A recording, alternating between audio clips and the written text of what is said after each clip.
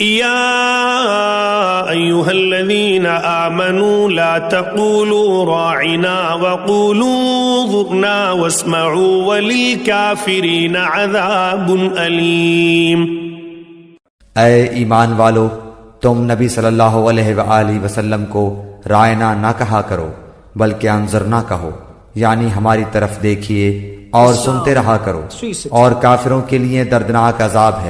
ما يود الذين كفروا من أهل الكتاب ولا المشركين أن ينزل عليكم من خير من ربكم والله يختص برحمته من يشاء والله ذو الفضل العظيم۔ نہ تو اہل کتاب کے کافر اور نہ مشرکین چاہتے ہیں کہ تم پر تمہارے رب کی کوئی بھلائی نازل ہو، ان کے اس حسد سے کیا ہوا اللہ تعالیٰ جسے چاہے اپنی رحمت خصوصیت سے عطا فرمائے، اللہ تعالیٰ بڑے فضل والا ہے۔